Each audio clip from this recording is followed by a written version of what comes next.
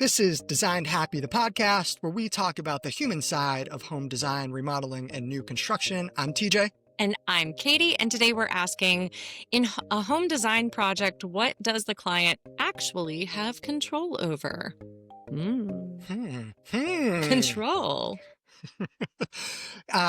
Katie, I have a banter question for you, but before I Thank ask goodness. you our banter question, you're wearing a black t-shirt, and I wear Most a of the black time.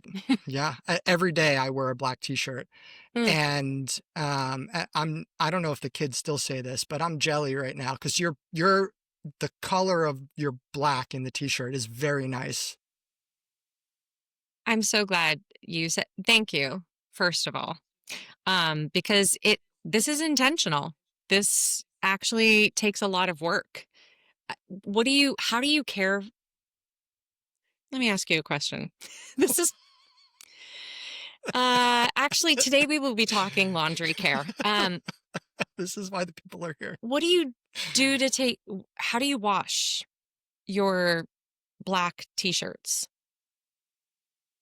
Well, now I'm going to be ashamed to say exactly the way I wash everything else. The black t-shirt goes in with everything.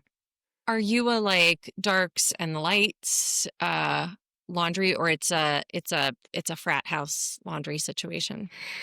It just all goes in. A frat house. I thought we were more sophisticated than a frat house, but I guess we're not. So we separate towels.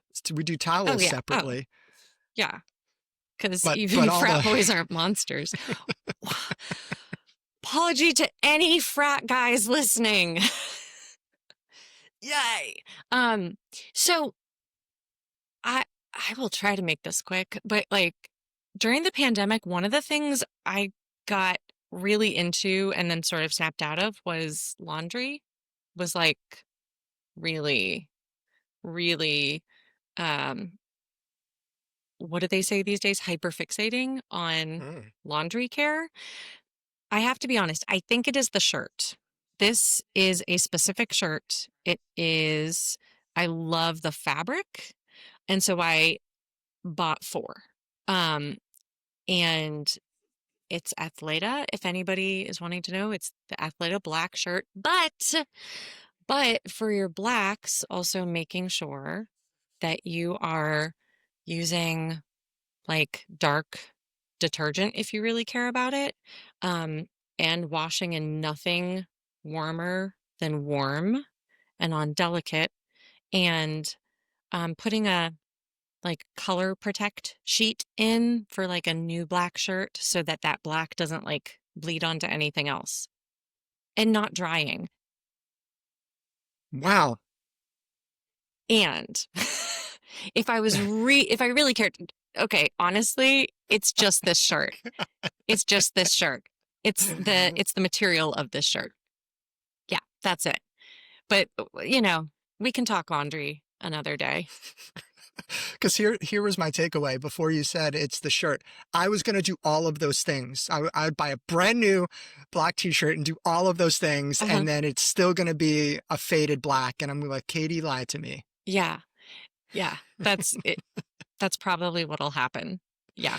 You got to get there's some elastane in it. And I think that does the trick. I think it's the elastane. I don't see you really wearing an elastane shirt though, if I'm honest. So no. I guess your fate is sealed. That's fine. I'm good with it. Why are we here? So we're talking about control today. So I did have a real question for you about how things work in your house. Like, is there anything where you all are doing stuff and you're like, nope, Mark, thanks for trying, but I have to control this process? TJ, how much time do we have? 20 more minutes. Yes. In fact, like getting here today, there was some drama because I didn't have the setup that I needed, and we were having an Ethernet issue, and I'm running around with like my coffee and my like all of the pieces that I needed to get down here and record. And meanwhile, Mark's like, what can I help you with? He's like at the ready. He's like, what can I do? What can I take? And I was like, no, I've got it. And he's like, this doesn't look like got it. Um, that and our grocery shopping. I'm like, he has offered for, we've been together like 18 years, married now, maybe. 17, 19, 18. We've been together for 33 years. Um, and the other day we like dropped Zoe off and was like, he was like, we're going to the grocery store. You were taking me around, you were teaching me your ways. And so those, I think what I'm trying to say is everything. How about you? How about in your home? Um, almost nothing. What do you So mean? that, so I mean, Cat's the boss, right? So they're like fixing up the house is very like stereotypical. You. Like I normally have control over that process only because I do this for a living and she needs to allow me to have something. Okay. But that's it. But that's all. That's all. And even those things, is it like, I guess, I don't know, she could really use that to like, is she like, here's what I'd like. You do it. in our in our last house. So she's funny. I don't know if she would think it's funny. I think it's funny. We'll find out. Hey, in cat. in in her head, all house stuff is the easiest. Okay. So in our last house, it was 1923. It's when it was built, and it needed a lot of work. We've talked about that house before with the terracotta foundation, Yes. Oh gosh, and it never had again. it had an old back porch where there's wood decking. Yeah. And it was old pine decking, and it was kind of nice. It's like charming, but it was 90 something years old when we had it. So, like, it needed to be redone. The railings needed to be redone. So she was like, hey, can you just fix the back porch? I'm like, what do you mean, just? Just fix the. What do you mean? It's a lot of work. I got to take the whole thing apart and put it. She's like, no, it's like, it's like 45 minutes worth of work. It's no big deal. She's So, so smart. She's so smart. Just do it. I just, believe it. Like, but for you, you, remodeler, builder extraordinaire. Oh, come on. That's nothing for you. For the ordinary guy, sure, but not you. She's so smart. she is so smart. Um, she had a reaction to one of our episodes, didn't she? The reason we're recording this today is because of Kat. So you and I recorded talking about money. Mm-hmm. And in that episode, sort of flippantly, I said something along the lines of clients control the whole process.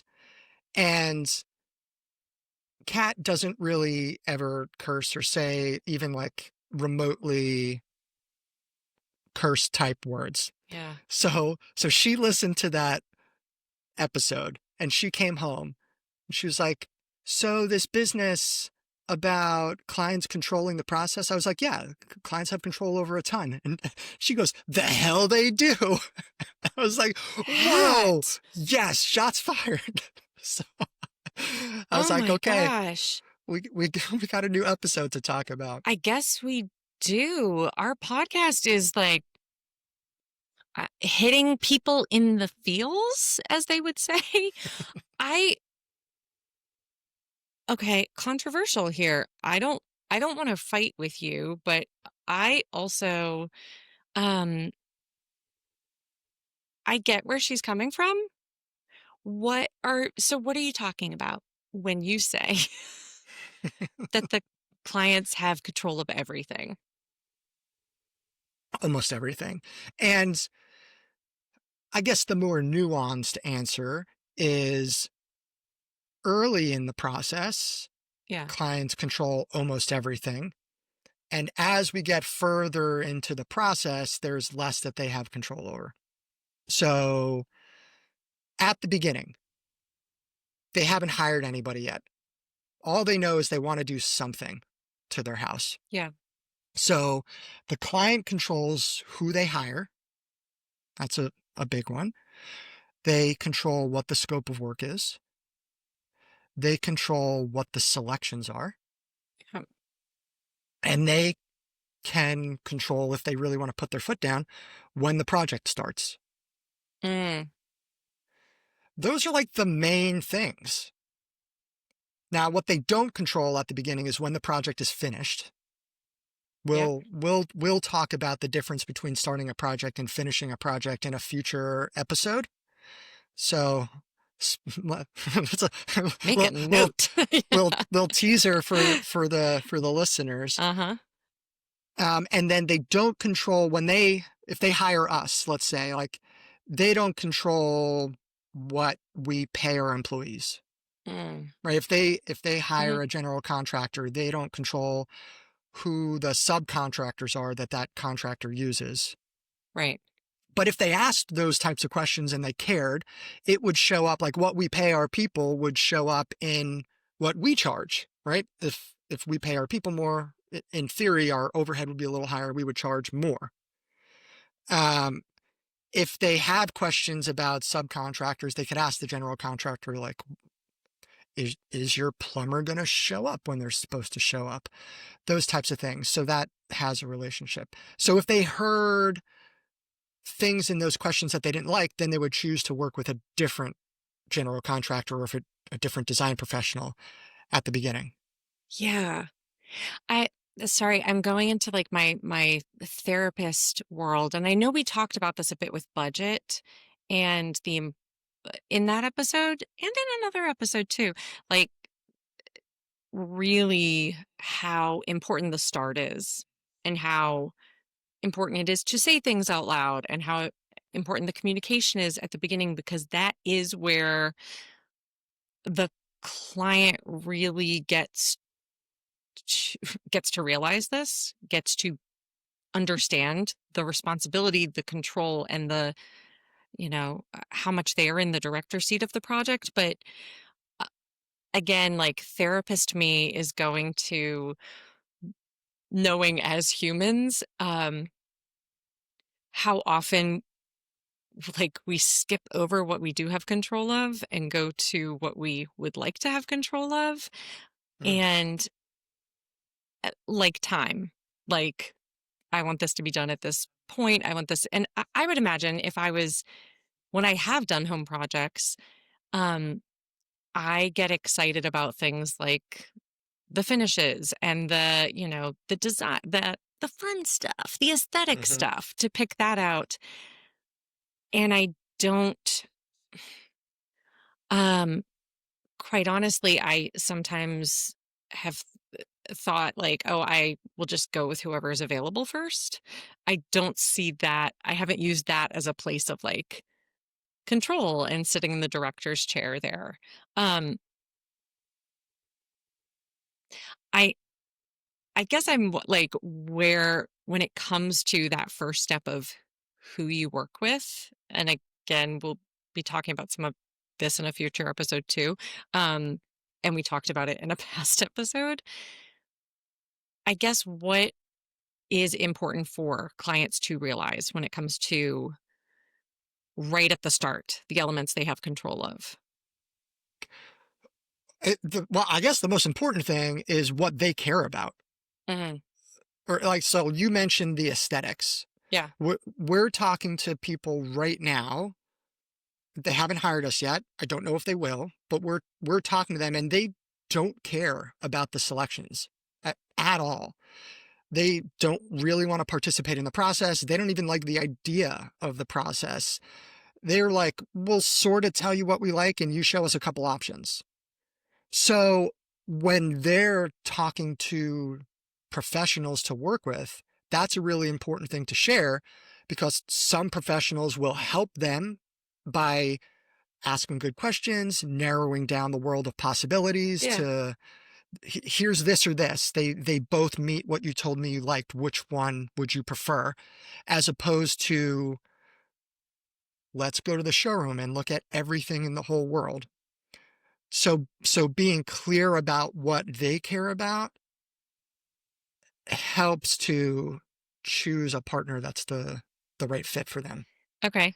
Yeah, that sounds like a follow-up to the whys. Like when you get your big why of why are you doing this, then you can the like follow-up homework is okay, within this process that is going to be centered around what you care about, big care, like what are the elements in the process that you care about? Um, is there anything that clients try to give you as the architect, um, or we do interiors and cabinets too, so those as well. Anything that the clients try to like give control back to you or over to you that you're like, I can't, like that actually you have to be in the driver's seat for that. I'm going between driver's seat and director's chair, so It tracks. at the It's helm. okay. At the Yeah, but like you just talked through something where someone goes, I don't really care about that. And the response is like, okay, then we on the design side will do, we'll do a portion of that. We will narrow that down and bring it to you so you don't have to spend a time doing it. But is there anything that a client tries to hand over to you that you're like, actually, for the sake of the process and what you are wanting, I can't be the decider. I can't take the control. Yeah, and it depends all the time, but I'll give you a silly example. What side of the sink does the dishwasher go on? There's no right answer. Well, it's the left or the right. Yeah. But lots of clients had said, I don't care, just pick a side. It's like, whoa, man, I'm not comfortable making that decision for you. Why? Like, I Yeah. why am I not? I I hear keep going and then I'll, and I'll yeah. Yeah. Well, so let's say like sometimes people haven't had a dishwasher and they've been washing dishes by hand. So they really don't care. Uh-huh. In which case I would say something along the lines of, well, the place you're going to eat is to the right of the kitchen. And in a normal circumstance, you would walk from the eating place toward the sink, and the order would go trash, sink, dishwasher, scrape, rinse, put in the dishwasher. So then the dishwasher would be on the left hand side of the sink.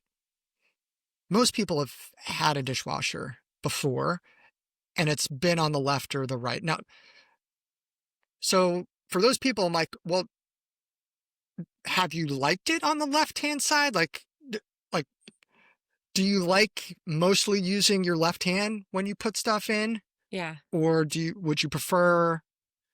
So it's like some people have really strong opinions about it. So in my head, I'm like, okay, like this is like a big thing for some people. Yes. So it seems like a really dangerous thing for me to decide for people. So that's one where it's like, I'm not gonna hit that tripwire. Let's talk through the things you may or may not like Yeah. and find a thing that's comfortable for you. Totally get, I mean, that kitchen flow is so important to me that it's like that placement is like it impacts everything else.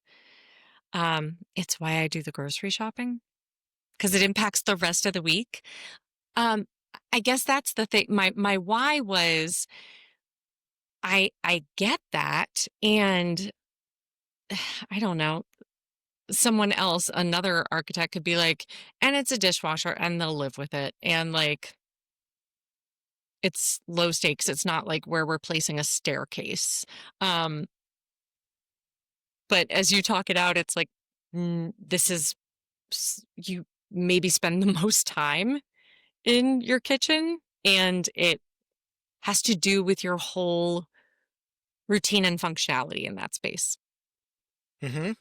And you don't want that to be on your shoulders if someone's life is ruined because of where the dishwasher is. Yeah. Maybe that should be our new tagline. Designed happy. We promise the dishwasher won't ruin your life. Designed happy. We won't ruin your life. Yeah. That's That's remember, it's the new shorten it, merch. shorten it, shorten it. Just hit home. Yeah. How did you did you respond to Kat when she came, or were you like, hold that thought, we'll have an episode for you in a week or so? Like, I am kind of curious how you responded. I don't remember. I think I probably said, what? Everything. Yeah. But we're going to have an episode about that. It was probably Yeah. sarcastic and flippant. It probably was. I don't remember. We need to Okay. have Kat on at some point. We do. Yeah. But that needs to be like an hour episode. Because I think there's there's like gems there. There are going to be a lot of good points. Okay. Okay. So that, wow. I'm sorry. I'm so like struck by the dishwasher example because that is something that, as you say it, I'm like, that is really important. And I think that's when people um, choose who they're working with or just land with who they're working with, there's that sense of this is the professional and they know, and what do I know? But what you're talking through is a bit of like, oh, I do have an opinion about that. Oh my gosh, my dishwasher does impact things. Are there other questions you ask clients to help them get in touch with actually how much preference they have and therefore how much say they have in this process? Yeah. So To I put you on the like spot. I I like finding ways to take people out of the context that we're in, because it can be overwhelming. We've talked about it before. There's a lot of decisions to make. Yeah. It's a big pile of money that you're talking about investing. So I find it helpful to remove people from that framework and put them someplace else. So I ask people all the time, pretend that there are no consequences for what you're about to say. We're not really doing it. Yeah. This is just a thought exercise. Tell me what your ideal day looks like, whatever the space is, in the kitchen. Tell me what your ideal day looks like if you had this new sunroom. Hmm. So like remove all of the stuff that would, like if you were really budget conscious, you might not say, I want floor to ceiling, corner to corner, windows everywhere. Give me the biggest pieces of glass possible if you're really budget conscious. But if I take you out of that and I just say, okay, let's talk about your ideal scenario. Hmm. Paint that picture for me. People Yeah. give different answers. Oh, cool. Yeah. Okay. That's such a, that's like, I'm imagining if like the person I was working with asked that, I'd be like, um, okay. Like, how often as adults do we get to ask that? So, or think about that? Um, okay. Okay. so, so I think the important piece here Yeah. is the earlier on, because you and I for the last few minutes have been talking about when we're working together. Hmm. So by the time that happens, people have already given some of those decision making, I don't know, that authority over to somebody else, right? Because if you're working with a different kind of designer and you say, I'm not really quite sure what side my dishwasher should be on of the sink, maybe that person's just like, yeah, I like the way it looks better on the right hand side. And that's it. And then you say, okay, they're the professional, right? And then maybe it works out. I mean, you got a 50-50 shot with the dishwasher. Maybe it Yeah. works out on that side, maybe it doesn't. But extrapolate that over 500 decisions. So the thing is to be super clear about what's important to you at the very beginning, Mm-hmm. because once you choose who you hire, it's going to dictate a big piece of the budget, and we'll talk about why that is in a future episode. Um, it's going to dictate the kind of experience you have in making selections. Yeah. It's going to dictate when the project can start, because they're going to have some kind of design process to get through that's going to take a certain amount of time, and some kind of production queue to fit you in. Yeah. And then whatever budget framework you're talking about with them is going to affect the scope of work. And then the stuff that you didn't have control over at the beginning, you still don't have control over when the project is finished. And then so the further people get into the hiring process, the more they need to trust the people that they're working with to understand what their goals were at the beginning. And what I would add to that, based on clients of ours that I've talked to and what you've shared about clients that you've worked with, is having a consistent person to connect with in that process. Mm-hmm. Having when you're talking about like trusting who you're working with, it's shocking how many companies or firms you're passed around to a different point person. Um, and I think that's something, again, when you're choosing, like, to make sure, use the fit score resource that we have. And also, and in that, like, be aware of who your point person's going to be. Is so important to, that's so important to trust. Yeah. And we'll have a future episode at some point about what the fit score is. I don't think we've talked about the fit score I really yet. was trying to remember. We didn't walk through it, but So there, I guess you guys will have it's to keep tuning in. edge of your seat It was for that was a unknown amount teaser. of That was a teaser. tune in every week until fit score pops into your feed. Updates outlined to talk about FitScore next time. No, I think that's it sounds like what we're coming to is, it is so important who you are working with, and that you have these opening conversations, and that the person who you're working with, the team you're working with, is also clear, that you have that clarity, and that this team is clear on what they're doing and how they do this. Um, and I think that's why people should check us out. Or not, because maybe you think about it and you say, you know what, I'm listing this house in 3 weeks. Mm, So I don't really care what it looks like, because this isn't for me, and I want it to be done as quickly and as inexpensively as possible. Like, you shouldn't talk to us for a project like that. So as long as you're clear at the beginning, and then you tell people, listen, here's the criteria: quick and inexpensive. I'm listing the house. Just get it done. yeah. Right? Totally reasonable. But hiring a company like ours, and then after you hire us, say, quick and inexpensive, I'm listing it in a couple weeks. I'm, I mean, I would have asked enough questions before we got to that point for Right. people not to hire us. But like, that's the really bad time to find out that it's not the right fit. Okay. So know your why, and then figure out within your why what matters to you in the process. Is that what we're coming to? And from there, that sets you up to take the control you have in your Yeah. project. Yes. And just to reiterate for Kat, and for and you and every person who was listening that was like, idiot, that doesn't make any sense at all.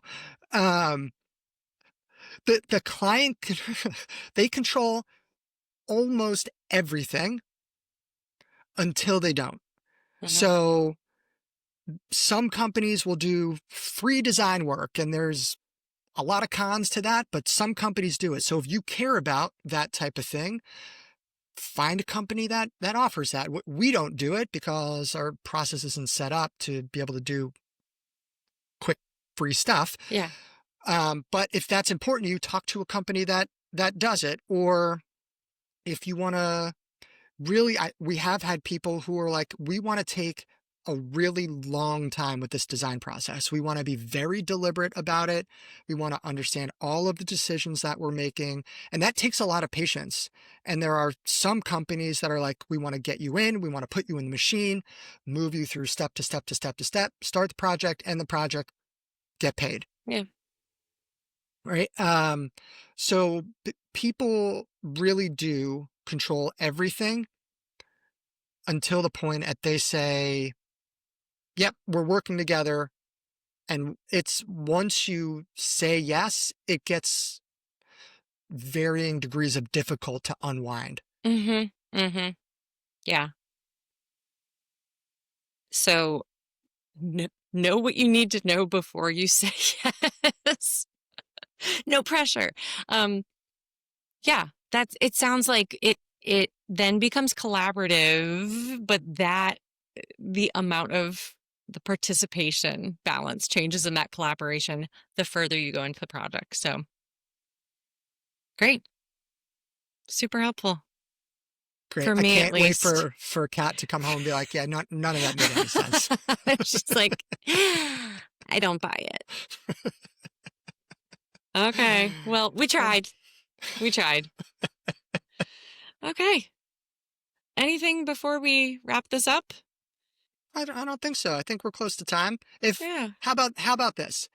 If anybody out there in the podcast diverse, I don't know, I just made that word up. Oh, good. Keep going. Keep Yeah. going.